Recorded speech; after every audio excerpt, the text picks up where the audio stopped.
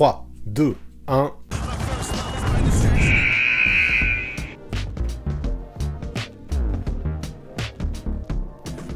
Salut à tous, comment ça va aujourd'hui? Moi c'est la grande forme parce que avec cette vidéo là, on va fêter la barre des 50 000 abonnés qui vient enfin d'être dépassée, c'est trop bien. Let's party!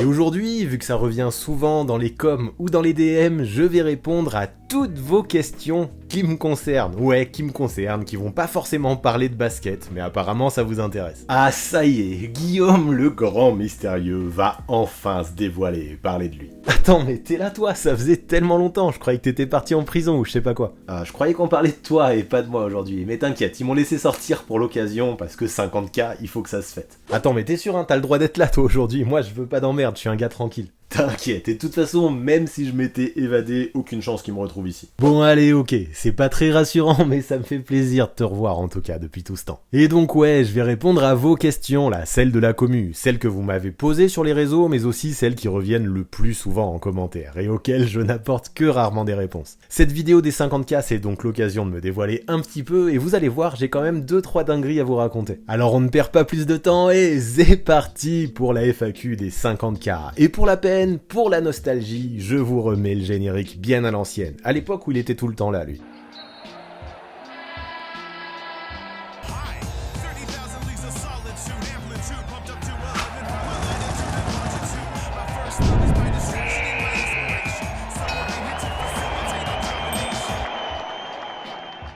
Et tiens d'ailleurs toi, vu que t'es là, c'est toi qui vas les poser les questions, faut bien que tu serves à quelque chose. Vas-y, bah écoute, ça me va, et pour commencer, de toute façon, moi je l'ai vu, il y en a pas mal qui se posent la question, est-ce que t'as déjà joué au basket, et si oui, à quel poste, et à quel niveau? Bah ouais, en fait, le basket et moi, c'est une grande histoire, j'ai commencé, j'avais 7 ans, j'étais en CE2, et dès que j'ai commencé à suivre le basket NBA, finalement, j'ai commencé à jouer en club, au CSP, où j'ai joué jusqu'à mes 18 ans, et après j'ai fait plusieurs petites équipes du département, quand j'étais en senior, et franchement mon niveau c'était pas ouf, j'ai essentiellement joué en départ et en région, notamment en minime et en cadet, et une fois que j'étais en senior c'était surtout de la départ, voilà, j'étais pas un très grand joueur, mais j'étais un mec qui aimait ça, qui avait de l'envie et de la rage sur le terrain, et surtout qui prenait beaucoup de plaisir, voilà, sauf que bon, maintenant, l'âge, les articulations aussi, moi je suis né en 1984, j'ai le dos qui est complètement en vrac, j'ai eu 1 ou 2 grosses blessures, et je le sentais, plus le temps passait, moins je prenais de plaisir à jouer, plus les douleurs étaient importantes,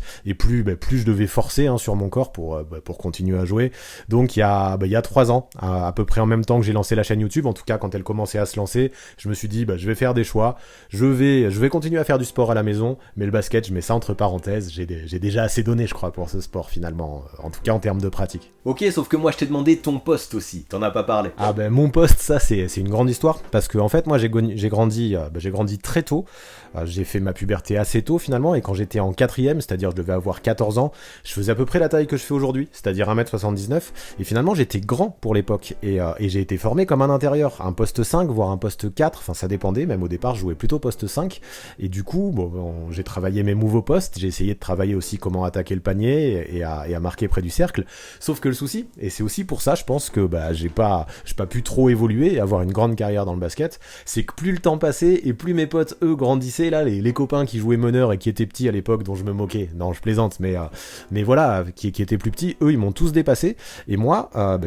suis resté du haut de mes 1m79, et finalement de plus grand de l'équipe, je suis passé peu à peu au rôle de plus petit de l'équipe, et autant en cadet je pouvais encore jouer en tant que poste 4 de petite taille, j'arrivais de temps en temps à mettre un ou deux shoots à 3 points, à m'écarter, mais c'était pas la folie, sauf que quand je suis arrivé en senior, ça c'était fini, je suis arrivé contre des mecs qui avaient plus de 30 ans, qui faisaient 2 fois mon poids, dans la raquette je servais plus à rien, j'arrivais plus à m'approcher, les mecs me limitaient, je pouvais plus mettre un shoot, je me faisais contrer, donc là j'ai dû apprendre à dribbler un peu, à faire d'autres choses, et ça a été difficile parce que j'avais pas les fondamentaux sur le dribble, j'avais pas forcément la vitesse qu'il fallait non plus, et voilà, je me suis retourné, enfin j'étais pas assez bon dribbleur, j'avais pas assez bon handle pour jouer au poste 1, donc je me retrouvais plutôt au poste 2, pas un grand attaquant, franchement je pense que je manquais aussi de physique et d'explosivité pour être un grand attaquant, j'ai jamais été non plus un bon shooter, mais je me suis, en tout cas les premières années ça allait encore, encore, mais plus l'âge a avancé, en tout cas plus les années ont passé, et plus ce manque d'explosivité se faisait ressentir.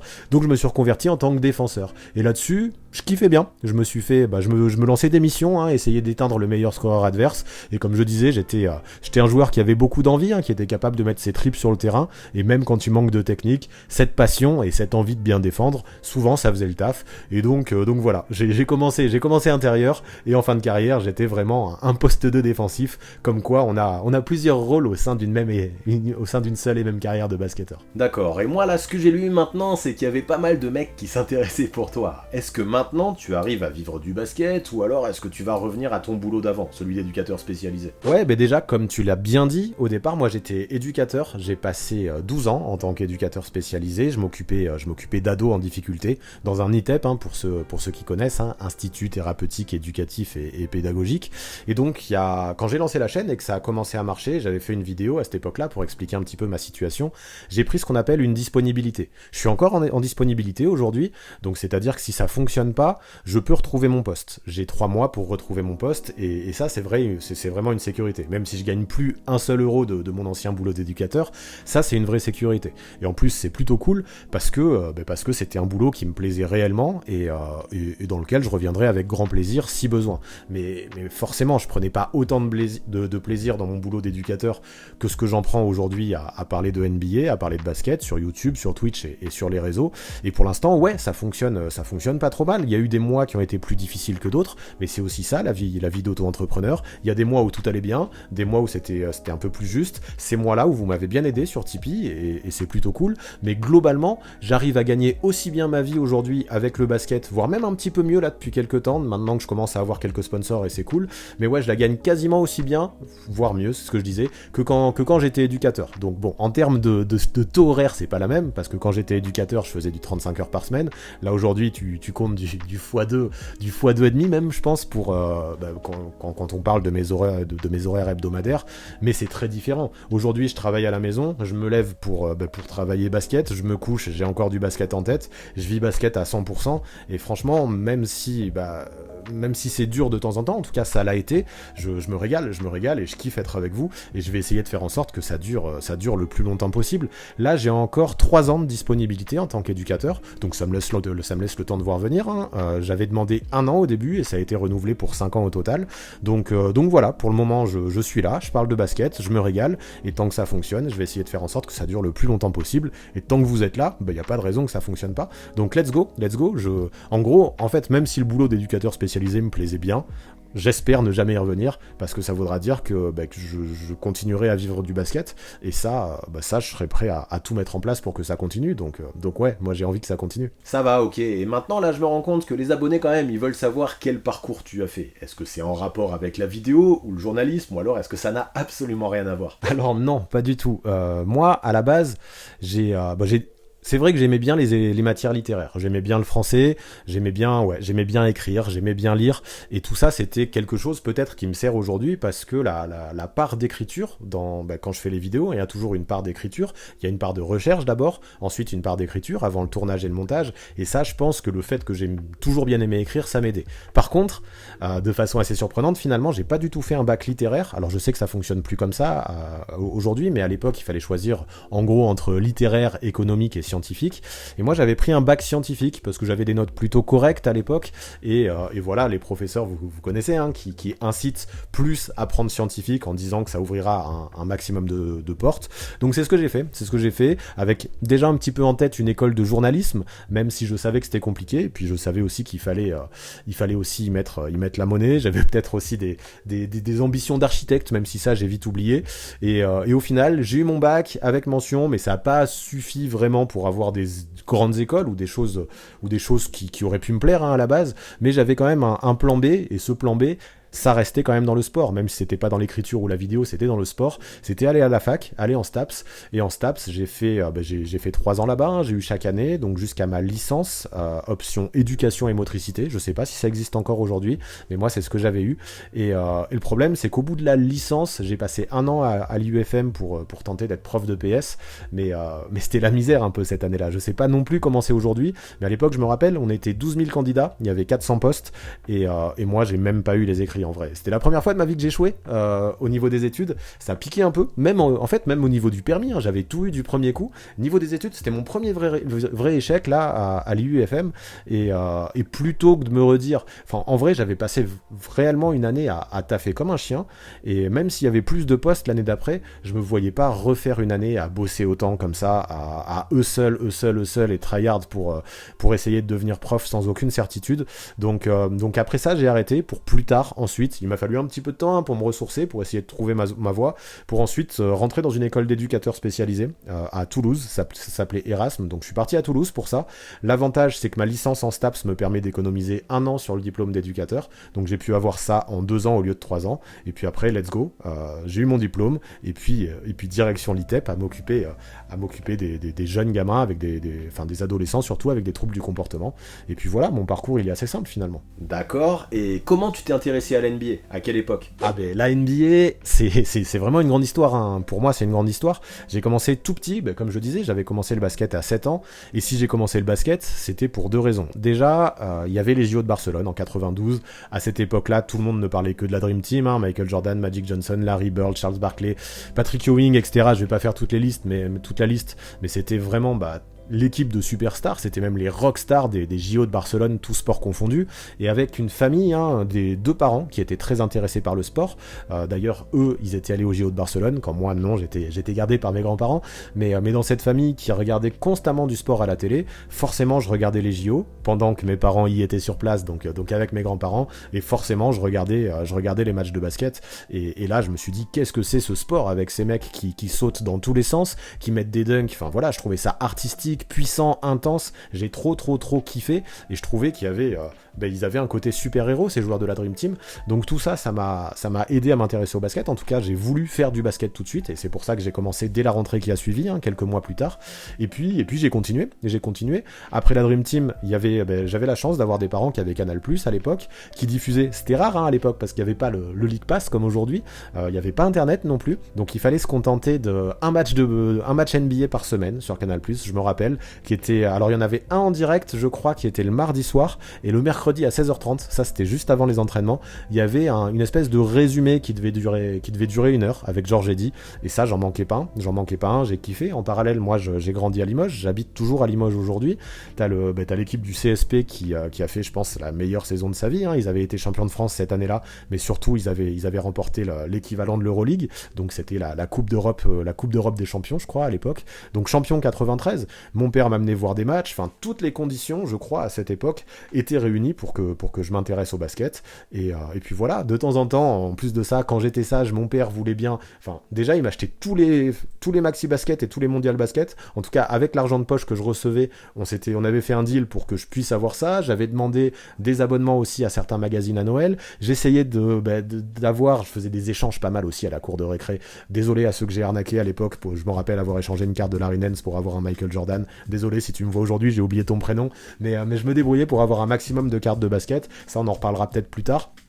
Et ça j'aimais bien, parce qu'en fait dans les cartes de basket, il y avait toutes les années en NBA, toutes les stats, et il y avait toujours un petit résumé en français ou en anglais, ça dépendait, mais ça me permettait de bosser mon anglais aussi, et donc avec tout ça, j'ai pu commencer à connaître tout un paquet de joueurs NBA que je pouvais reconnaître ensuite quand je les voyais sur Canal+, ou quand mes parents voulaient bien m'acheter les petites cassettes là qu'on pouvait commander avec 2 matchs dessus, donc des cassettes vidéo à l'ancienne, on mettait genre 3 semaines pour les recevoir, pour voir des matchs, enfin voilà, moi déjà j'aimais bien les Sixers, donc je commandais des cassettes des Sixers, il fallait attendre trop longtemps pour voir des matchs qui avaient eu lieu 3 semaines, 1 mois à l'avance, mais c'était ça le basket à l'époque, et c'est comme ça que j'ai kiffé, et voilà, depuis j'ai jamais lâché quoi. Et justement, t'en as parlé juste avant, pourquoi t'es fan des Sixers? Quelle idée? Mais ça c'est assez marrant, je saurais pas le définir exactement, il y a eu plein de raisons.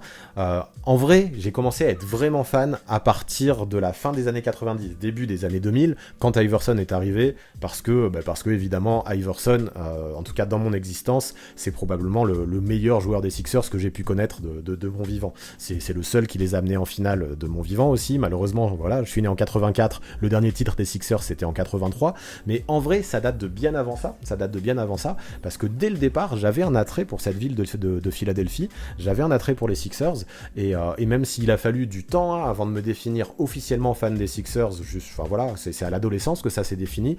Pendant mon enfance, je les suivais déjà de près, et j'essayais de regarder un maximum de matchs 2 quand j'avais l'occasion, et ça je pense que c'est pour plusieurs raisons. Déjà la première, c'est que Charles Barkley, qui jouait dans la Dream Team, et qui, quand j'ai commencé à regarder des matchs, c'est lui qui jouait dans la Dream Team, et il a fini meilleur scoreur de l'équipe des États-Unis pendant les JO. Là je me suis dit, j'étais tout petit, meilleur scoreur, c'est lui le meilleur, je vais kiffer Charles Barkley, et je le kiffe toujours aujourd'hui, hein, même si en tant qu'analyste, c'est pas le... Quoique si, il est très bon aussi en tant qu'analyste.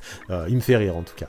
Mais voilà, c'est Charles Barkley, il jouait à Philadelphie. Malheureusement, quand je me suis dit, Barkley, je l'aime bien, Philadelphie, c'est une ville que j'aime bien aussi, parce que ça, c'est une parenthèse que je dois faire. J'étais un grand fan de tous les films Rocky quand j'étais gamin, et Rocky, ça se passait à Philadelphie, et toutes ces images-là, quand il monte les marches, moi, j'ai pu prendre la même photo que Rocky à Philadelphie, d'ailleurs. J'avais trop kiffé prendre cette photo, parce que ça me rappelait vraiment des souvenirs de jeunesse, et c'était un petit peu mon idole cinématographique. Je me rappelle, quand j'étais gamin, essayer de me déguiser en Rocky avec les moyens du bord, hein. Je mettais un petit short, j'avais des gants de boxe joués, là, tu vois, avec un petit punching ball avec une planche. Là, je me rappelle que j'ai fini par péter d'ailleurs à l'époque, sauf que j'avais pas les espèces de chaussures de boxe comme ils avaient à l'époque, et dommage, il n'y a pas de photo de ça, mais je me rappelle, pour ressembler à Rocky, je mettais mes gants, j'étais torse nu, je mettais mon petit short, et surtout au pied, je mettais des après-ski, le look total, mais bref, tout ça pour dire que oui, j'avais cet attrait déjà grâce au film Rocky envers la ville de Philadelphie. Il y avait Charles Barkley qui jouait à Philadelphie, et même s'il est parti à Phoenix l'été d'après, là où il est devenu MVP, où il a fait la finale face aux Bulls en 93, d'ailleurs finale que j'ai regardé entièrement en rediff dès les lendemains matins, là, en sortant de cours avec mon père. Donc j'ai regardé tous les matchs des finales cette année-là, c'était trop bien.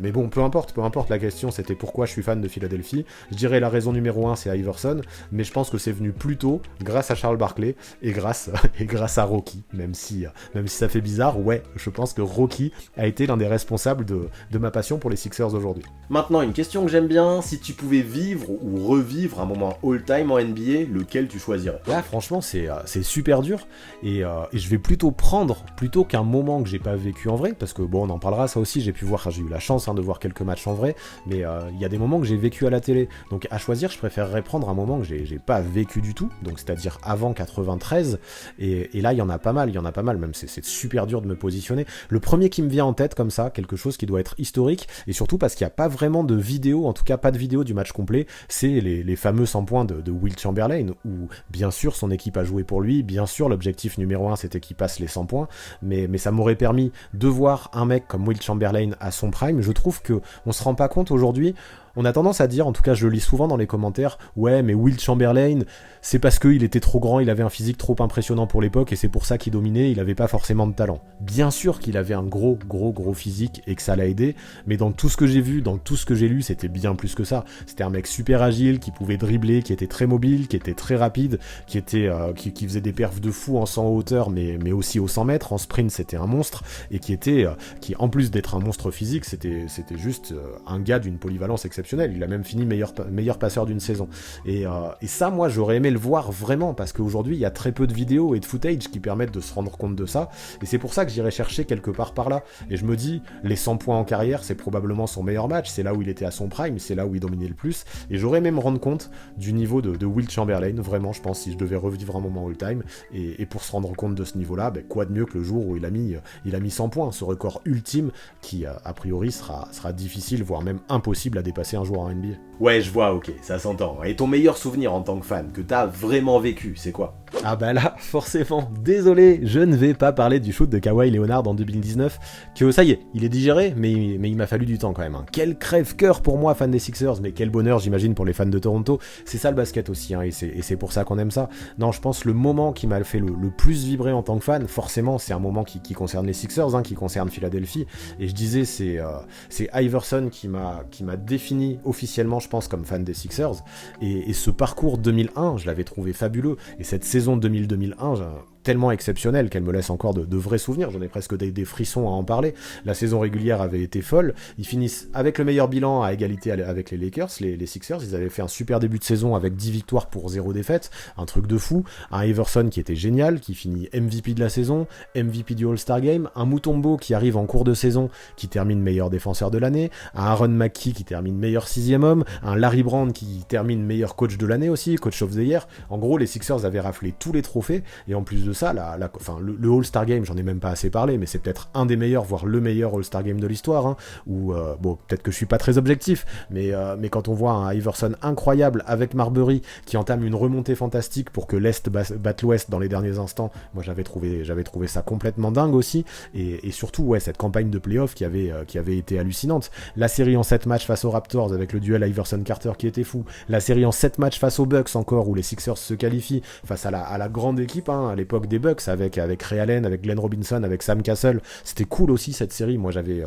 chaque match, chaque seconde je vibrais, et je me rappelle à l'époque, vu qu'on n'avait pas les stats en direct, moi j'avais un petit papier où j'avais noté tous les noms des Sixers et je comptais les points au fur et à mesure pour savoir où ils en étaient. Ça c'était mon côté un petit peu geek, et merci la technologie, aujourd'hui j'ai plus besoin de faire ça. Mais je pense que c'est cette année-là, hein, mon meilleur souvenir. Alors bien sûr, si l'apex de ce souvenir, je pense, c'est le match 1 des finales forcément à Los Angeles, où les Sixers, tout le monde pensait qu'ils allaient se faire sweeper. En même temps, les Lakers étaient arrivés en finale sans perdre aucun match, et ils étaient archi favoris, hein, avec Kobe Bryant et Shaquille O'Neal. Et là, à Los Angeles, dans une ambiance de ouf, avec un Iverson qui fait une première mi-temps de zinzin, les Sixers arrivent à s'imposer. Il faut savoir en plus de ça qu'en deuxième mi-temps, Iverson s'était un petit peu plus montré en difficulté, parce que Tyronn Lue, qui était très inconnu à l'époque, avait fait une défense de ouf sur Iverson. Il avait des 13 comme Iverson, c'était rigolo parce qu'Iverson, on avait appris que c'était un petit peu l'idole de Tyronn Lue, il avait le même look, et Tyronn Lue fait un énorme boulot défensif sur Iverson. Ça l'était un peu, du coup le match part en prolongation, et là le moment, vous le connaissez, hein, Iverson qui va crosser Tyronn Lue, le step over dans la prolongue, le panier, c'est pas un game winner, mais c'est un panier qui est super important et qui permet d'être décisif pour la win, et let's go, les Sixers se sont mis à mener 1-0 face aux Lakers qui étaient archi favoris. Malheureusement, la suite de la finale a été moins heureuse et moins glorieuse. Big up à Robert Horry, qui encore, je l'avais détesté à cette époque-là tellement il avait mis des shoots clutch, parce que bien sûr on parle de Kobe et de Shaq, mais Robert Horry avait fait une finale exceptionnelle, hein, notamment dans le money time et dans le sang-froid. Rick Fox aussi, que je supportais pas de voir sa face en peinture, mais il avait été très très bon aussi. Mais voilà, en tout cas, grosse année. La 2000-2001, ce match 1, je pense, au summum de mes meilleurs souvenirs. Je me rappelle encore, j'avais passé une nuit blanche quasiment, j'avais un cours de SVT le matin, parce que oui, ça c'est pas bien, mais j'avais pas dormi avant d'aller au lycée. Je parlais de ça à tout le monde, même aux gens qui en avaient rien à foutre. Ma copine de l'époque, je la bassinais aussi avec ça, mais peu importe, je m'en rendais pas compte, mais avec le recul, j'avais quand même de bonnes raisons d'être euphorique, parce que c'était sûrement, jusque-là en tout cas, j'espère que ce sera dépassé un jour, mais jusque-là c'était sûrement le meilleur moment de ma vie en tant que fan de NBA. Ouais, d'accord, mais ça tu l'as vu à la télé, et pourtant j'ai l'impression que des matchs NBA IRL t'en as vu un paquet. Est-ce que tu sais combien, et c'est quoi ton ou tes meilleurs souvenirs là-bas? Alors te dire combien j'ai vu de matchs NBA, je le sais pas exactement. J'ai eu la chance d'avoir une sœur qui a habité à Brooklyn pendant plus de 12 ans, et qui me permettait d'être logé gratuitement là-bas aux États-Unis, et j'ai eu la chance aussi quand je me suis mis à bosser sur Basket Info, de pouvoir être accrédité à pas mal de matchs. Donc là, t'as plus que le billet d'avion à payer, t'as le logement qui est payé, t'as le prix pour le match qui est payé aussi, et tu te retrouves comme un roi finalement, et j'ai essayé d'en profiter au max tant que je le pouvais. Je faisais toutes mes économies en tant qu'étudiant, souvent elles passaient là-dedans, et je faisais le calcul, il y a 1 ou 2 ans, je sais que j'ai dépassé la 50aine de matchs, donc c'est un truc de fou, je sais que je suis incroyablement chanceux, mais voilà, je sais pas quoi dire, j'ai kiffé, j'ai tout fait pour en voir un maximum, et cette chance elle est folle. Mon rêve quand j'étais gamin, c'était de voir un jour un match en NBA, et ouais, aujourd'hui, donc j'ai dépassé la 50aine. Je pourrais pas dire le chiffre exact, mais c'est trop cool, j'ai eu l'occasion de vraiment kiffer, et du coup de voir des moments hallucinants. Mais mon meilleur souvenir en match IRL, c'est chaud, il y en a plein. Moi je me souviens, premier match que j'ai vu, forcément, évidemment, c'était en 2005, ça c'était cool, c'était même avant que ma sœur arrive à Brooklyn. Pour mes 20 ans, mes parents ont décidé de me payer un voyage à Philadelphie, avec des places pour 2 matchs là-bas. Il y avait Philadelphie-New York et Philadelphie-Détroit. Détroit qui était champion en titre en plus, donc du coup un gros match. Époque Iverson, et forcément, que dire, mon premier match était fou, hein, face à New York. En plus de ça, on a un Iverson, encore une fois, qui fait une super première mi-temps, qui sortait d'ailleurs d'un record que j'avais vu dans un bar, parce que j'arrivais à Philadelphie, le jour de Philadelphie-Orlando, mais j'avais pas de place pour ce match, et donc du coup celui-là je l'ai pas vu IRL, je suis allé le voir dans un bar, et ce jour-là Iverson a mis 60 points. Donc ça j'ai raté, mais dans le match contre New York, il a continué sur sa lancée en première mi-temps, où il me semble qu'il a dépassé les 30 points dans la première mi-temps, mi-temps, ou au moins il était pas loin. En deuxième mi-temps, il s'est un petit peu ralenti, et on a eu un match face aux Knicks qui était hyper serré, et ça s'est fini par un game winner du côté de Philadelphie, et là il y avait une ambiance de ouf. Moi qui étais fan de Rocky, là ça y est, avant la dernière possession, dans le temps mort, ils te mettent la musique en mode Eye of the Tiger avec des images des joueurs de l'époque qui montaient les marches comme lui, notamment Iverson. J'étais fou, j'avais presque les larmes aux yeux tellement j'avais d'émotion, et voilà, dernière possession, tout se passe bien, et Mark Jackson, le pivot de l'époque, confondez pas avec Mark Jackson le meneur qui ensuite est devenu coach, non, Mark Jackson le pivot, qui nous sort un mid-range, qui fait gagner le match, et win face aux Knicks pour mon premier match de ma vie. C'était génial. Par contre, forcément, vu que c'est le premier, c'était ouf, mais je retiendrai quelques autres souvenirs. Par exemple, j'avais pu voir les 54 points de Stephen Curry au Madison Square Garden, son premier gros accomplissement en carrière, et un record personnel qui a tenu des années avant qu'il le batte là, ces 2 dernières saisons, mais un record qui a tenu très longtemps de Stephen Curry. Et là, j'avais adoré cette ambiance au Madison Square Garden, où bien sûr les mecs étaient là pour supporter les Knicks. D'ailleurs, les Knicks avaient gagné ce jour-là, mais il y avait cette espèce d'électricité dans le stade, dans la salle, à chaque fois que Curry tentait un 3 points, où tout le monde retenait sa respiration, et tout le monde se rendait compte qu'on était en train de voir une star en train d'éclore, et trop kiffant de voir Stephen Curry à ce niveau, encore plus quand on voit ce qu'il est devenu après. Mais vu que je peux pas m'arrêter là, je vais garder un troisième souvenir, un petit peu plus récent, et c'était à San Francisco, la dernière saison où les Warriors ont joué à l'Oracle Arena, et il y avait la réception de Houston, et là on a vu un match de fou. C'était les Warriors avec Kevin Durant encore à l'époque, et en face il y avait un James Harden qui était complètement intenable, et ça j'avais adoré, justement la fin de match, forcément les matchs à suspense c'est ceux qu'on préfère, et James Harden avait rentré un game winner complètement incroyable à 3 points, après des tonnes de dribbles, un step back et un shoot assez hallucinant, qui avait complètement éteint l'Oracle Arena. Et moi j'étais ni fan des Warriors ni fan des Rockets, mais vivre cette espèce de grosse clim par un joueur comme James Harden, et voir l'ambiance, en plus de ça, vu que j'avais la chance d'être accrédité, voir l'ambiance ensuite qu'il y avait dans le vestiaire des Rockets, c'était ouf, et ça aussi c'est un excellent souvenir. Donc très dur d'en garder un, mais je dirais forcément, vu que c'était le premier, je dirais ce premier match à Philadelphie en 2005. Je crois que ce sera dur à battre, ça, parce qu'il y aura jamais un autre premier match pour moi. Mais c'est trop bien d'être accrédité. T'as pu interviewer qui? Et c'est quoi tes meilleurs souvenirs en interview? J'avoue, là aussi, je suis super chanceux d'avoir pu être accrédité à un paquet de matchs. Ça non plus, je les compte plus. Je suis même pas sûr, j'en ai quelques-unes dans le décor, mais je suis même pas sûr d'avoir gardé toutes mes accrèdes. Il faudrait que je check, même si ça fait longtemps que j'ai pas été accrédité, là, avec le Covid. Mais c'est comme ça fait partie du jeu. Et même si je le suis plus jamais, j'ai fait des demandes là, mais on en parlera sûrement plus tard. Je serais content d'avoir kiffé comme ça. Premier match où j'avais été accrédité, c'était un Christmas game entre Washington et New York, où j'avais pu déjà un grand souvenir, où j'avais pu longtemps parler avec Kevin Séraphin, que j'avais trouvé super gentil, et forcément un grand souvenir, parce qu'il avait été très disponible, très ouvert, et il m'avait dit pas mal de choses, donc tout ça c'était un grand souvenir. Après, quels joueurs j'ai interviewé, je pourrais pas tous les citer.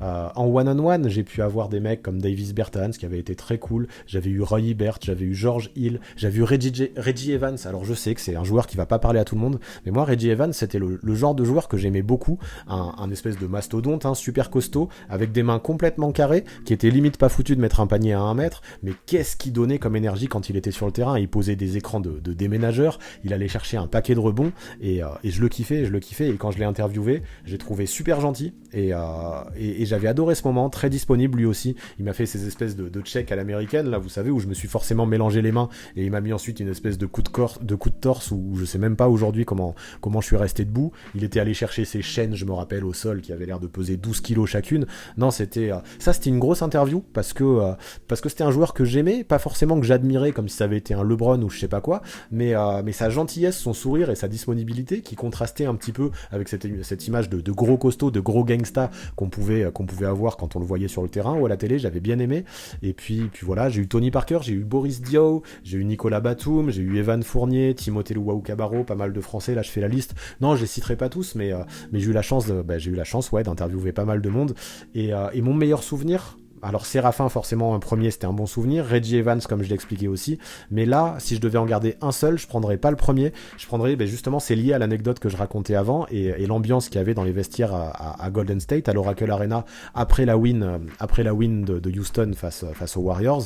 Et là on a eu un Clint Capella super souriant, super gentil, et que j'ai trop kiffé. Franchement c'était c'était génial. Tu sentais qu'il était euphorique, tu sentais qu'il était trop content d'avoir vécu ça, de jouer avec un mec comme James Harden qui pouvait sauver les Rockets d'une situation comme ça. Lui aussi, en plus de ça, avait fait un bon match, il avait joué beaucoup le pick and roll, et cette espèce de sourire, et cette espèce de... Mais il était super bavard aussi, et quand t'interviews un joueur, c'est les meilleurs moments, ça. Quand t'as un mec qui est heureux, qui est content, qui te donne plein de choses, et qui te répond avec le sourire, et tu sens qu'il est content d'être à ton micro, forcément ça c'est un super bon souvenir. Et bien sûr, j'ai aussi interviewé d'autres joueurs après des défaites, notamment certains compétiteurs, et ça je leur jette pas la pierre, mais forcément ils sont beaucoup moins bavards et ils répondent avec des phrases moins longues, mais pour ça on peut pas leur en vouloir. Mais en tout cas ouais, Clint Capela je pense en meilleur souvenir. Ok, pas mal, sauf que mon petit doigt me dit qu'il y a aussi des interviews qui se sont mal passées. Tu veux pas en parler ou quoi? Alors là-dessus j'ai deux anecdotes, une un peu plus longue et une un peu plus courte. La première c'est pas vraiment qu'elle s'est mal passée, c'est qu'elle a jamais eu lieu, et là-dessus j'étais dégoûté. C'était à Los Angeles, un match entre les Clippers et les Sixers, époque où Jimmy Butler jouait à Philadelphie, et pendant l'avant-match j'ai l'occasion d'être dans le vestiaire, et je vois que Jimmy Butler me regarde, donc ça me permet d'introduire un petit peu la conversation, et on discute. Je lui dis que je suis français. Lui, en plus de ça, il était dans un super bon mood. Il envoyait je sais plus si c'était des chips ou des cacahuètes, enfin des trucs comme ça, pour saouler TJ McConnell. Enfin, il y avait vraiment une ambiance à la rigolade dans ce vestiaire des Sixers. Et là, j'étais au milieu de ça, et j'ai senti que ouais, Jimmy Butler était souriant, ouvert, et j'ai pu un petit peu lui parler en off. Il m'expliquait à quel point il était fan de foot, à quel point il était fan du PSG. Donc le fait que je sois français, ça nous a un peu ouvert la discussion là-dessus. Il m'a demandé si je savais quel était son joueur préféré. Je me suis fait avoir, j'ai dit Mbappé en pensant qu'il me disait vu que t'es français ce sera forcément un joueur français, mais non, c'était ce cher Neymar, donc j'ai pas trouvé. C'est lui qui m'a dit non, je t'avais dit un joueur du championnat français mais pas forcément un joueur français. Donc là on a un petit peu rigolé là-dessus, et sur le moment je m'attendais à ce que ce soit un non, parce que généralement les joueurs veulent un petit peu rester dans leur match et refusent de faire des interviews officielles avant les matchs. Mais je lui demande au cas où, est-ce que ça te dit qu'on fasse une interview avant le match? Il me dit non, pas maintenant, t'inquiète pas, par contre à la fin du match, on se retrouve et t'auras ton interview en one-on-one, ça va me faire kiffer de parler avec un français. D'ailleurs, je connais 2-3 mots en français, 2-3 mots que tu diffuseras pas sur ta vidéo, mais on va rigoler, t'inquiète pas, rendez-vous pour l'interview. Là, moi, je suis refait. Interviewer un mec comme Jimmy Butler en one-on-one, un mec qui a l'air super ouvert, super content en plus de ça, content de me parler. J'étais trop content. Et au final, dans le match, ça se passe mal contre les Clippers. Il y a une pseudo-bagarre, en tout cas un début de bagarre, je sais plus trop ce qui s'est passé. Ils ont dû se pousser, un tête contre tête avec Avery Bradley. Et là, les deux joueurs se font expulser. Donc Jimmy Butler se fait expulser. Le scénario tourne très mal pour moi. Et à la fin du match, je me dis, bon, je sais pas trop dans quel état je vais le retrouver. Est-ce qu'il va être dans un aussi bon mood qu'avant?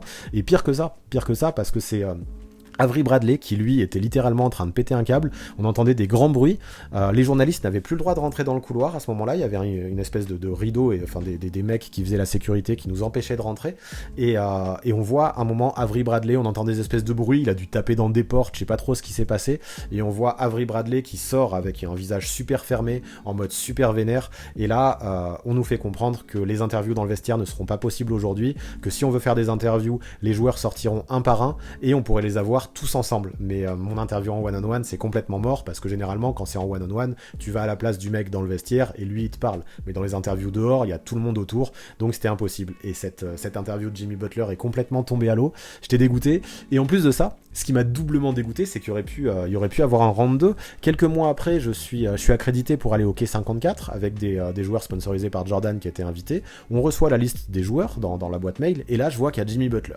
Je me dis c'est trop bien, c'est peut-être l'occasion de rattraper cette interview qui n'avait pas pu avoir lieu à Los Angeles, et donc je vois avec l'attaché de presse pour essayer d'avoir cette interview avec Jimmy Butler.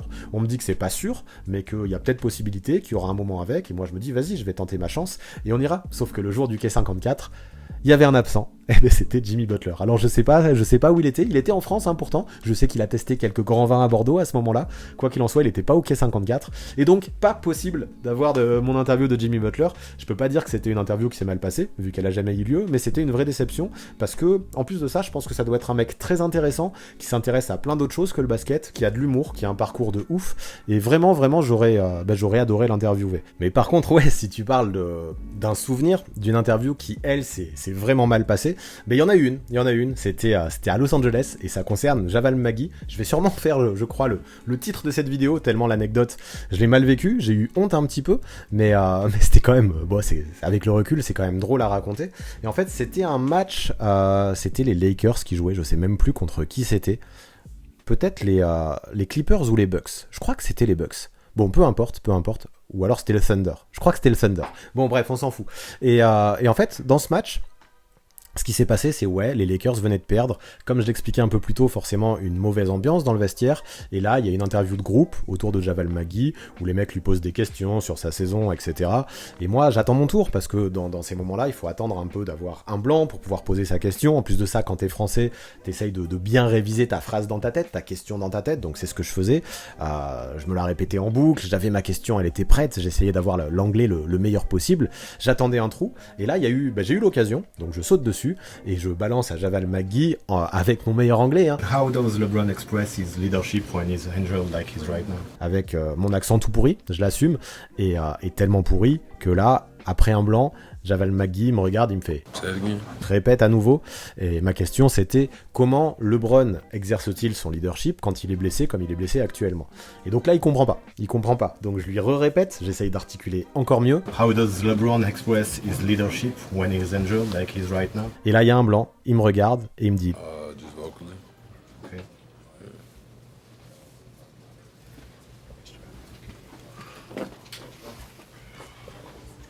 just vocally, et il se barre. Là, la goutte de transpiration qui coulait, là, je crois que je commençais à en avoir une là. Il y en a eu partout. L'interview s'est terminée avec ma question qui apparemment lui a pas plu, hein, parce qu'il avait sûrement pas envie il était pas d'humeur, il avait sûrement pas envie de parler de LeBron. Et je sais pas si, en même temps, c'est vrai que ma question était pas folle non plus. C'est vrai que oui, juste vocalement. LeBron, quand il est pas là, il parle et il donne son leadership comme ça. Après, est-ce qu'il y avait eu un conflit, même sans s'être matérialisé entre les deux? Parce que moi, si j'avais posé cette question, c'était pas par hasard, parce que pendant tout le match, j'avais vu LeBron qui était assis au bout du banc, et il avait pas l'air impliqué, et il se mêlait pas au temps mort de l'équipe, et justement, moi, je voulais savoir pourquoi, ou s'il y avait quelque chose, et c'est vrai que c'est peut-être pas la meilleure question, elle était sûrement maladroite, mais je voulais savoir un petit peu, et en tout cas, il avait pas envie de s'étaler sur le sujet, ce bon vieux Javal, et voilà, les journalistes m'ont regardé bizarrement. D'habitude, on est dans les vestiaires, hein, il y a un buffet pour les médias, on peut prendre des glaces, des choses comme ça. Là, j'ai pas cherché à comprendre, j'avais l'impression d'être le vilain petit canard, j'avais honte, et je crois que je suis jamais parti d'un match aussi vite qu'après cette réponse de Javal Magui, où je suis parti directement. Il y avait ma copine, je me rappelle, à cette époque, qui n'était pas accréditée, qui m'attendait devant le Staples Center en me disant vas-y, hein, fais les interviews, moi je t'attends, tu me rejoins après. Je suis sorti le plus vite possible, et elle m'a dit mais t'es pas resté longtemps, hein, cette fois-ci. Et donc je lui ai expliqué, on en a beaucoup rigolé, mais sur le moment, je pense que c'est ça la pire interview de ma vie. Je crois qu'il n'y a pas de débat possible. Il est vraiment trop fort, ce Javal. Et vas-y, s'il y avait un joueur de rêve que tu pourrais interviewer, tu prendrais qui? Forcément, là, alors de rêve, c'est un bien grand mot, mais forcément, au vu de ce qui s'est passé, moi, ma mission, elle est toujours pas accomplie. Un jour, je vais interviewer Jimmy Butler. Il avait l'air trop gentil, il y avait trop de voyants qui s'allumaient au vert pour qu'une interview soit possible, et pour l'instant, j'ai jamais pu aller, il y a toujours eu un red flag qui est venu au dernier moment. Donc pas un joueur de rêve, mais ça, c'est quelque chose que je veux faire. Une interview de Jimmy Butler. Maintenant, un joueur de rêve, je vais pas être original, mais le joueur qui a l'aura, en fait c'est le joueur le plus dur à interviewer, et encore plus en one-on-one, aujourd'hui c'est LeBron James. Il a une espèce d'aura incroyable médiatiquement, et lui il parle quasiment qu'en conférence de presse, ou avec 30 journalistes autour de lui. C'est limite pour un mec qui fait partie d'un média français comme moi, je peux pas l'interviewer en one-on-one. Donc je dirais ça, et au vu de la carrière qu'il a vécue, au vu de tout ce qu'il a fait en carrière, que ce soit dans le basket ou en dehors, je pense qu'il aurait tout plein de choses à dire. Et donc je dirais que si j'avais un joueur de rêve interviewé, j'irais taper le plus haut possible actuellement, le plus difficile à interviewer actuellement, et ça irait du côté de LeBron James. Et qui sait, un jour peut-être. Et justement, t'as prévu d'y retourner l'un de ces 4 aux États-Unis? Et bien alors là, justement, si tout va bien, au moment où sortira cette vidéo, je serai à New York. Là, pendant que je fais mes réponses, j'ai pas encore eu les réponses de la NBA, je sais pas encore si je serai accrédité ou non, c'est de plus en plus difficile d'être accrédité depuis le Covid. Dernièrement, on n'avait pas non plus accès aux vestiaires, donc être accrédité c'est cool parce que t'as la place au match, mais ensuite de ça, ça, tu n'as même pas accès à la conférence de presse, tu la vois directement dans la media room, et ça c'est beaucoup moins intéressant que ce que je pouvais faire à l'époque quand j'avais des interviews. Donc on verra, ouais, normalement là, actuellement quand la vidéo sort, j'y suis encore. Je sais pas si je serai accrédité, je sais pas si je pourrais avoir accès au vestiaire. Tout ça pour l'instant c'est la grosse inconnue. Quoi qu'il en soit, il n'y a pas les Lakers qui jouent, donc non, je n'interviewerai pas LeBron James. J'ai fait mes demandes pour le Knicks Celtics et le Knicks Hawks. Donc on verra ce que ça dit, mais ouais, j'espère, hein, en tout cas j'espère pouvoir revenir avec de bonnes interviews que si je peux, je vous publierai soit sur YouTube, soit sur les réseaux. On verra avec quoi je reviens dans mes bagages. Mais vas-y, ouais, j'espère que tu vas nous en ramener des dingueries. Sauf que maintenant, les gens veulent savoir si tu suis aussi le basket européen, en plus de suivre la NBA. Et si oui, quelle est ton équipe préférée en Europe ? Alors je vais en décevoir certains, et je m'en veux pour ça, mais non, je suis que très peu le basket européen. J'essaye de regarder quelques gros matchs d'Euroleague. L'année dernière j'ai regardé, mais en même temps c'est très peu, hein. J'ai juste regardé le Final Four, les demi-finales et la finale. J'ai honte, hein, parce que j'aime le basket d'Euroleague, j'aime tout ça, mais vraiment faut faire des choix. J'arrive pas à être partout, j'arrive pas à être sur tous les fronts. On me demande de temps en temps pourquoi tu parles pas d'Euroleague sur ta chaîne, et ben c'est justement parce que je regarde pas assez de matchs, j'ai pas les connaissances nécessaires je pense, et parce que je m'y intéresse pas assez, mais ça c'est une volonté que j'ai, m'y intéresser de plus en plus. En parler sur la chaîne, je sais pas, je pense que tout le monde n'y trouverait pas son compte, mais moi j'aimerais pouvoir m'y intéresser plus. Mais déjà quand tu regardes, moi j'essaie de regarder un maximum de matchs NBA déjà bien entendu, j'essaie de m'intéresser au maximum à la NCAA aussi, pour toute la playlist Airball Project notamment, et ça me pousse à regarder d'autres matchs aussi dans le monde, hein, parce que tous les prospects sont pas en NCAA, donc quand je peux regarder la Ignite Team en G-League, je regarde aussi la Ignite Team, je regarde aussi les teams européennes, ou même dans le monde, hein, si ça se trouve dans le basket australien ou n'importe quoi, quand Ousmane était dans le basket australien, j'essayais de voir un maximum d'images de son équipe des New Zealand Breakers avec Hugo Besson. Tout ça, ça prend quand même déjà un temps fou, et il faut faire des choix. Et c'est vrai que quand j'ai du temps libre, des fois, je préfère débrancher un petit peu du basket, parce que sinon j'ai l'impression de jamais en sortir. C'est vrai, je pourrais regarder de l'Euroleague et du basket européen dans ces moments-là, mais non, c'est des moments que je prends aussi pour me détendre, pour sortir un petit peu du basket, et puis m'adonner potentiellement à d'autres passions. Par contre, le reste de la question, c'était est-ce que j'ai une équipe préférée en Europe ? Et bien sûr, là-dessus, pas de surprise, je vais même pas débattre. J'ai expliqué que j'ai grandi à Limoges. Un de mes premiers grands souvenirs de ma vie de fan de basket, ça a été le trophée de champion d'Europe du CSP en 93. Bien sûr, c'est le Limoges CSP et j'irai pas plus loin. Ah ok, désolé pour tes abonnés qui eux s'intéressent au basket européen. Et sinon, il y a d'autres sports qui t'intéressent mis à part le basket ? Pendant longtemps, quand j'étais chez mes parents, comme je disais, eux ils regardaient énormément de sports, donc je regardais quasiment tous les sports possibles, vraiment.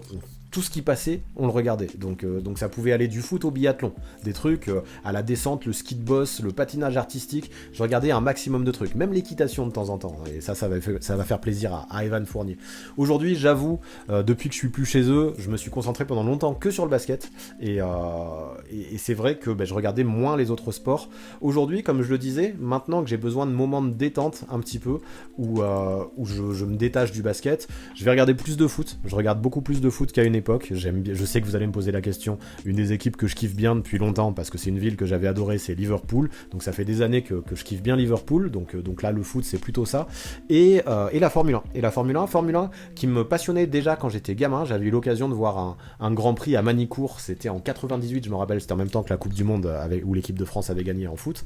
Donc j'avais pu voir un Grand Prix à Manicourt. Et toute mon adolescence, en tout cas, je m'y étais déjà intéressé. J'avoue que j'avais fait un petit peu une pause, mais j'avais quand même des bonnes bases. Je suivais de loin, et avec la série Netflix qui est revenue, comme beaucoup de monde, Drive to Survive, je m'y suis remis. Et là, je cache pas, je suis vraiment à fond depuis 3 saisons maintenant, 3 saisons, je suis à fond la Formule 1 et je me régale. C'est aussi un sport qui est spectaculaire, je trouve, et même si forcément il y a du bon et du moins bon, et que c'est spécial, hein, vu que c'est un sport mécanique, je dirais que à part le basket, c'est le sport actuellement qui me passionne le plus. Ok, pas mal, et à part le sport, il y a quoi qui te passionne ? Justement, j'essaie de varier pas mal mes centres d'intérêt, même si beaucoup tournent évidemment autour du basket. Enfin voilà, j'aime bien la lecture, mais c'est vrai que je lis beaucoup de choses qui sont en lien avec le basket. J'adore les autobiographies de joueurs, comme beaucoup de monde, hein. Je regarde un maximum de séries, j'essaye de regarder quand même pas mal de films aussi, même si je suis pas un grand cinéphile, c'est quelque chose que j'aime bien, le cinéma, mais si je devais garder 2 passions, la première je dirais la musique, que ce soit le rock et le hip-hop, même le metal et le hip-hop. Moi mes premiers amours c'était le rap, que j'ai commencé à écouter quand j'étais au collège, hein, donc ça date dans les années 90, et j'ai jamais décroché depuis, même si j'ai eu un petit passage dans les années 2000 où je trouvais que c'était moins bon ce qui sortait, et moi qui étais fan de rap rap américain, j'aimais pas forcément trop le côté R&B qu'il y avait dans le... Mais c'est une question de goût, hein, dans le rap du début des années 2000 où j'ai un peu décroché. Et justement, pendant ces années 2000 où je décrochais du rap, je me suis mis à kiffer le métal à fond. Alors ça peut paraître surprenant parce que c'est vrai que le métal et le rap, notamment dans les styles vestimentaires par exemple, c'est complètement opposé, mais je trouvais qu'il y avait vraiment des liens entre ces deux musiques, dans la violence des fois, dans le côté hardcore, dans les sonorités, et moi j'y ai trouvé des similitudes qui m'ont vraiment plu dans le métal, et d'ailleurs il y a eu pas mal de crossovers, hein, quand on parle de Body Count, de Cypress Hill, de pas mal de choses, il y a eu pas mal de liens, j'ai trouvé, qui avaient été faits entre le rap et le métal, donc c'est pas par hasard, je pense que c'est que je suis pas le seul à trouver ces similitudes, et si bien que moi, gamin, je jouais un petit peu de guitare, sans être jamais bon, et à partir du moment où je me suis mis à écouter du métal, c'est vrai que je me suis fait un cercle d'amis, de musiciens, et qui jouaient beaucoup de musique. Et forcément, en soirée, moi aussi, je me suis mis à reprendre la guitare, jusqu'à, avec des potes qui me disaient « Non, mais c'est marrant, t'as quand même un petit talent à la guitare. » Alors, tout petit talent, hein, bien sûr. Ça t'est jamais passé par l'esprit de jouer dans un groupe, parce que nous, on cherche un bassiste. Alors, c'est vrai que la basse et la guitare, c'est différent, mais il y a des bases communes. Et la basse, j'ai découvert la basse à ce moment-là, en fait, à cette occasion-là, des potes qui cherchaient un bassiste dans leur groupe. J'étais sûrement le moins bon musicien du groupe, mais mes potes m'ont appris, et ça nous a permis de faire quelques concerts à Limoges et dans toute la région, en Dordogne, un petit peu partout ailleurs, en Creuse aussi notamment, enfin bref, dans toute la région autour de Limoges. Et pendant 2 ans, on a fait quelques concerts, et j'ai pris mon pied.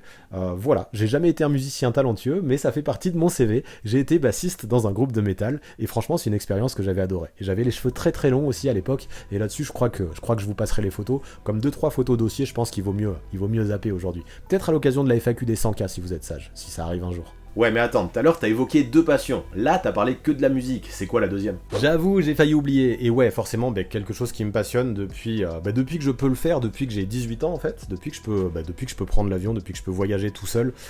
C'est le voyage. J'essaye d'aller à un max d'endroits. J'ai eu la chance, encore une fois, de faire la plupart des continents. J'avais par exemple kiffé le Japon, j'ai pu faire Bali l'été dernier, j'ai pu faire Zanzibar aussi il y a quelques temps. J'essaye de voyager au maximum. Ça, c'est pendant que j'étais étudiant, avec mon sac à dos. J'étais parti en Amérique du Sud aussi pendant plusieurs mois. Tout ça, je kiffe. Donc ouais, c'est sûr, aujourd'hui, la plupart de mes voyages se situent aux États-Unis, parce que forcément, quand j'ai l'occasion de voir du basket, et en plus de ça d'être accrédité, je vais pas me priver, mais le voyage, c'est quelque chose qui me régale, et ça, j'espère voyager autant que possible, tant que je suis encore là, tant que je suis encore en vie, parce que c'est quelque chose qui m'anime, et aussi quelque chose pour lequel je bosse. J'attends vraiment les moments et les opportunités où je peux voyager pour essayer d'en profiter au maximum, et ça, c'est ma vraie haute passion, que ce soit aux États-Unis ou ailleurs d'ailleurs. Ah, les voyages, oui, et aux US, mis à part Philly, ça compte pas. C'est quoi la ville qui t'a fait le plus kiffer? Ah forcément, tu connais, Philly #1 dans mon cœur, tant ça m'a fait d'émotion d'aller sur les traces de Rocky et d'Allen Iverson. Mais vu que tu m'as dit à part Philly, New York forcément c'est fantastique, Los Angeles ça a ses bons côtés mais ça a ses mauvais. Non, je dirais San Francisco. C'est une ville que j'ai beaucoup aimée, qui bouge beaucoup, qui culturellement est très riche et qui est belle aussi, parce qu'il y a aussi des côtés dans l'architecture, des côtés un petit peu européens. C'était aussi le berceau des hippies à une époque, donc il y a une culture musicale qui est vraiment bien, une culture artistique qui est très développée, vraiment une ville très internationale aussi, qui bouge beaucoup, avec un centre qui est à taille humaine, alors que c'est quand même une très grande ville. Et vraiment, je m'y suis plu, je me sentais à l'aise dans cette ville, et je dirais, ouais, San Francisco #1, pour, en plus de ça, petit big up à la visite d'Alcatraz, qui est une des visites que j'ai préférées dans tout ce que j'ai fait aux États-Unis. Donc ouais, je dirais San Francisco #1. Ok, ça devait être lourd quand même, mais là, on va revenir à quelque chose qui intrigue fort les viewers, les maillots NBA. Tu en as combien? Et mis à part ça, est-ce qu'il y a encore d'autres choses liées au basket que tu collectionnes? Ah, ça, je sais, les maillots, ça revient souvent. Écoutez, j'en ai une centaine, je sais pas exactement combien, je dirais un peu plus de 100. Moi, j'essaye toujours, en fait, je veux des maillots de chaque équipe, c'est mon côté où j'aime représenter un petit peu toutes les autres teams, j'en parlerai avec les cartes NBA après. J'ai envie d'en avoir, de toutes les équipes, des joueurs du présent et des joueurs du passé. Donc forcément, vu que les joueurs du présent ça évolue, j'en rachète régulièrement, mais ça y est, j'ai au moins une légende de chacune des équipes NBA, et j'essaye de renouveler mon stock en fonction des joueurs qui arrivent dans les différentes équipes, et dont j'ai pas le joueur actuel, parce que les maillots que j'ai auraient été transférés. Donc c'est comme ça que je continue un petit peu ma collection de maillots, mais s'il y a un truc, je peux pas vraiment dire que je suis vraiment collectionneur de maillots, ouais, j'aime bien, en tout cas j'aime bien, et c'est vrai que si, quand on a une centaine, tu peux dire que tu commences à être collectionneur, mais s'il y a un domaine où je suis un vrai collectionneur, et où je kiffe vraiment, c'est les cartes de basket NBA, certains m'ont vu d'ailleurs au Paris Card Show, là, il y a quelques semaines, et moi après, c'est que je suis aussi un collectionneur assez spécial, en tout cas, pas comme le font les autres. Souvent on me dit, ah ouais, c'est cool, tu collectionnes les cartes NBA, tu collectionnes qui comme joueur ou qui comme comme équipe? Et bien en fait, personne. Et en fait, moi, ce qui m'intéresse, c'est pas du tout les cartes rares ou les cartes chères. Moi, je vois ça un petit peu comme j'expliquais avec les maillots pour toutes les équipes. Je vois les collections de cartes comme un témoignage du passé. Et moi, ce qui m'intéresse, c'est d'avoir un maximum de cartes de chaque saison pour ensuite les re-regarder des années après. Là, c'est ce que j'ai fait récemment. Et tu regardes tes cartes et tu te dis, ah oui, lui il jouait là, lui il jouait là, lui il jouait là. Et là, directement, avec un joli support, avec des cartes, t'as une vision directe de tous les effectifs qu'il y a eu dans l'histoire. Et moi, je trouve ça cool. Donc, j'essaye d'avoir au moins une collection complète chaque année, même si c'est difficile. Là, les récentes, j'ai pas trop suivi encore. Les prix aussi ont beaucoup augmenté, donc j'attends de voir si je peux choper des lots un peu moins chers plus tard. C'est ce que je fais régulièrement, hein. Je rattrape les années de retard. J'achète des gros lots, je dirais, tous les 5-6 ans. Et donc voilà, je dois avoir des collections complètes, je pense, de la saison 87-88, je suis redescendu. Après, j'ai des cartes plus anciennes, mais j'ai pas de collection complète. Jusqu'à 2017, là, je dirais. Et ça va continuer. Ça va continuer. Moi, je veux des sets complets. Finalement, les inserts, j'en ai pas grand chose à faire. Je les garde parce qu'ils ont un côté émotionnel pour moi, un petit côté nostalgique. Et je suis content d'avoir ces cartes rares. Mais c'est pas celles auxquelles je tiens le plus. Et presque, je pourrais les échanger si je pouvais avoir des sets complets que je n'ai pas. Malheureusement, c'est vrai que je prends pas le temps de faire des échanges, de discuter avec les collectionneurs de cartes, à aller sur tous les marchés, etc. Et c'est pour ça que même dans un endroit comme le Paris Card Show, où tu peux acheter des cartes à l'unité, par exemple, t'as tous les joueurs, et quand tu fais la collection d'un joueur ou d'une équipe, c'est trop cool de prendre des cartes de ces joueurs-là, mais moi je peux pas, parce que ce que je veux, c'est un set complet. Donc pas facile, mais je continue à faire ces collections, et je crois qu'au total, je compte même plus, mais c'est dans un placard, là au fond, un jour, faudra peut-être que je vous montre, mais je dois avoir plus de 30 000 cartes, et ça commence à prendre de la place à la maison. Bah ouais, pourquoi tu nous montres pas tout ça? Il y a tout le temps plein de gens qui le demandent, ça pourrait faire du bon contenu. Bah ça c'est simple et je vais te répondre vite, c'est que tout simplement quand j'ai lancé cette chaîne YouTube, même si cette vidéo est un peu exceptionnelle et justement c'est une vidéo où je parle de moi mon but, et aucun disrespect aux youtubeurs qui font ça, qui parlent d'eux, moi j'aime beaucoup ce qu'ils font et justement c'est intéressant, mais moi je me disais je suis pas assez intéressant pour faire une chaîne qui va parler de moi et de ce que je fais. Ma vie elle est essentiellement chez moi à bosser sur mes vidéos YouTube et à regarder des matchs NBA, enfin j'ai pas non plus des tonnes de trucs, j'en ai assez pour remplir une vidéo comme aujourd'hui, mais pas pour faire une chaîne YouTube sur moi, et puis il y avait ce côté où moi je me voyais pas me mettre assez en avant, me mettre en avant vraiment. Moi je voulais parler de basket et parler de basket NBA, donc pas parler de mes maillots, de ma personnalité, de ma vie privée, de mes cartes NBA. Alors peut-être, pourquoi pas un jour, mais aujourd'hui c'est vraiment pas dans ma priorité, et puis je pense que si vous me suivez, c'est pas pour ça, c'est plus pour que je vous livre mon analyse basket. Donc même si c'est vrai que cette vidéo est un peu spéciale, non, a priori, c'est pas prévu que je parle de tout ça. Peut-être un jour, mais pas maintenant. Ok, ça s'entend. Mais du coup, moi, je vais en profiter pour continuer à te poser des questions personnelles. Les gens ont vu que tu kiffais bien les jeux vidéo. T'as commencé tôt, avec quelle console? À quoi tu joues en ce moment? Et quels sont les jeux que t'as préférés dans ta vie? Et ouais, forcément, les jeux vidéo, je kiffe ça. J'ai commencé très tôt. J'ai eu une Game Boy en 91 aussi. Donc c'était Noël 91. J'avais tout juste 7 ans, parce que je suis né en novembre. Donc je venais d'avoir 7 ans. J'avais eu une Game Boy.